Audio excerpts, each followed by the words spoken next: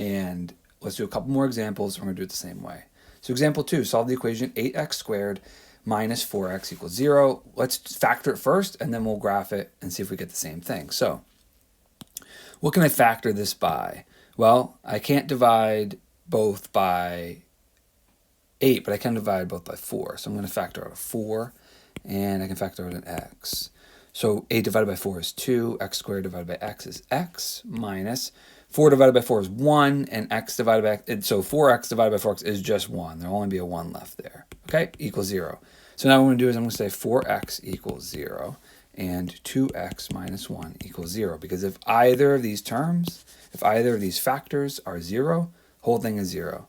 So I'll divide by 4 here, divide by 4 here, and I get x equals 0.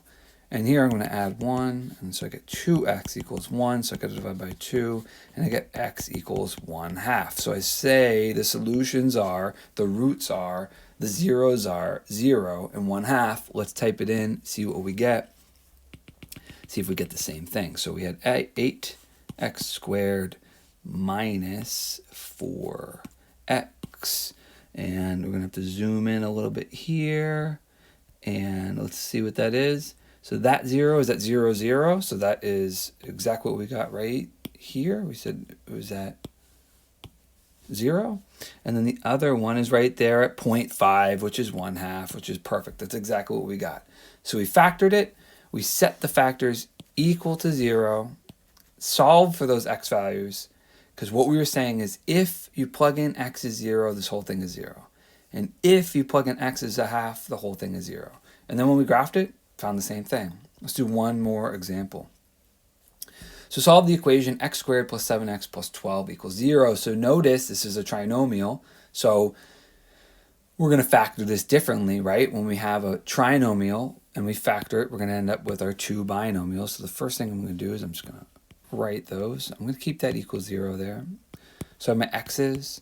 And remember what I'm looking for. I'm looking for two numbers that are going to multiply to 12 and add to 7. So I'm going to start with the 12, right? I'm going to start just list them over here. So if I did 1 times 12, that would work. But if I added them, I'm going to get 13. So that's not going to work. I could do 2 times 6, which will get me 12. But if I add them, I'll get 8. So that's not going to work. But if I do 3 times 4, that does. And 3 plus 4 is 7. So this is the numbers. Those are my numbers I'm going to do. So I'm going to say, and notice they're both positive. So plus 3 and plus 4. So now it's exactly the same step. Remember what we did before? We take our factors. That's one factor. That's another factor. We set them both equal to 0 because remember, if x plus 3 is 0, it doesn't matter what x plus 4 is because if one factor is 0, the whole product is 0. So I'm going to say x plus 3 equals 0, and I'm going to say x plus 4 equals 0 because if either of those are 0, then the whole thing is 0. So minus 3 on both sides, and I get x equals negative 3. That's one root solution, 0. Minus 4, x equals negative 4, and that's our second one. So we're going to look for 2, and let's go graph it and see what we get.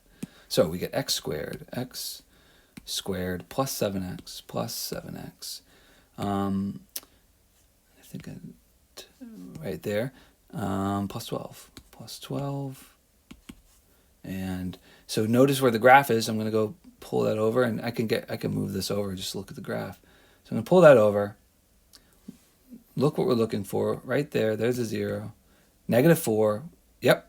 And negative 3. Yep, exactly. So it's crossing exactly where we got by factoring it, right? So you can graph these. And what are you looking for? You're looking for the x values where the line crosses the x-axis. Or, in other words, where the value of the function y is 0. And you can also do it by factoring and setting each of those factors. That's a factor and that's a factor.